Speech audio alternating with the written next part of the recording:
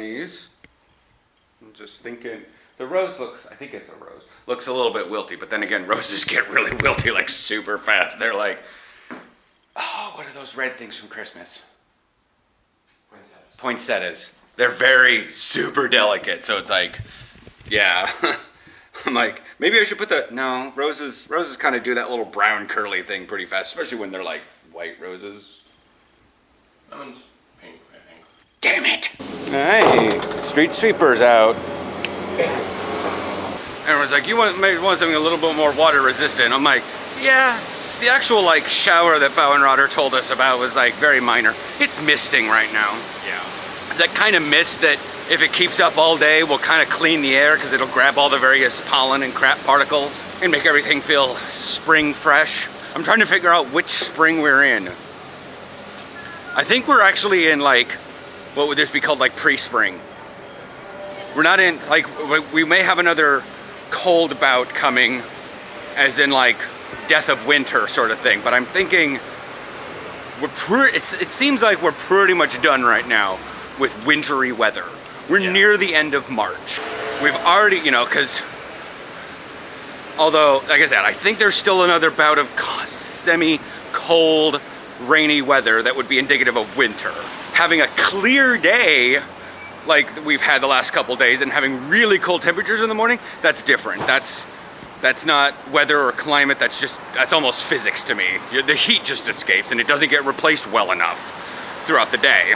All right, looks to be a lot of work going on underneath the bridge or closer to the bridge. We'll see when we get down there, but we're gonna cross here by I guess when a cyclist starts saying stuff and you hear and you hear the word stop 3 times and you've just crossed a crosswalk, you're like, yeah, I don't care. Like, I couldn't understand what you said, but I really don't care. It didn't look like it inconvenienced you. She didn't look angry. Yeah, they're tearing up right in front of the bar. Yeah. There's been a crooked brick right in front of the window forever. Yeah. So that makes sense as to why we're not crossing, because the sidewalk's literally closed and I don't want to walk in the bike path if I don't have to. Yeah. So we've had I saw something this morning. I've got some friends in Texas that share things in Spanish. That's full and right. Do what you do. I just can't read your memes sometimes. So, but one of them, they showed parts of Texas because I could see in the picture, like, English signs, like a billboard, anyways. And so, plus the person lives in Texas. Anyways, so, one part, and it showed like a neighborhood that was completely cemented all the way across from sidewalk to sidewalk. And then another one that showed like uncut grass with in between the road and the sidewalk and like leaves everywhere. And I was like, I don't know really what this one's about, but that one picture does have the little lines in the sidewalk, like for the blind people, which is pretty similar to what I was just talking about in the fact of like, I don't know what this is, but I'm gonna take a little bit of information from this and what I can. Yeah.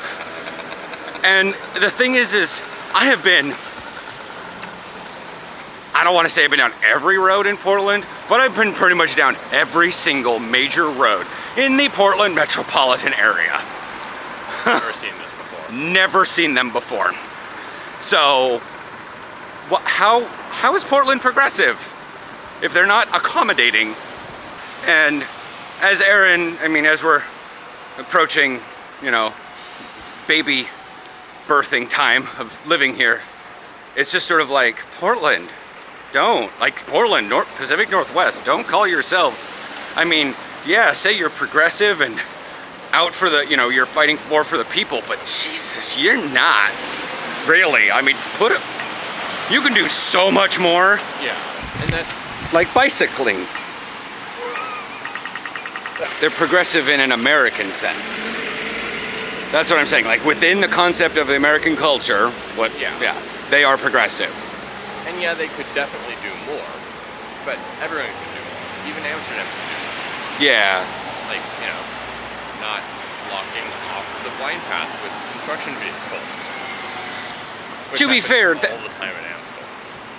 Yes, it does. But to me, temporary work is different than just not putting them down like at all, or Yeah. Like, I don't know. I'm just like looking at this road, and like I said, you've got sidewalk, bike lane, median, bike lane, bus stop, transit line, slight median, traffic lane, median, bike lane, sidewalk.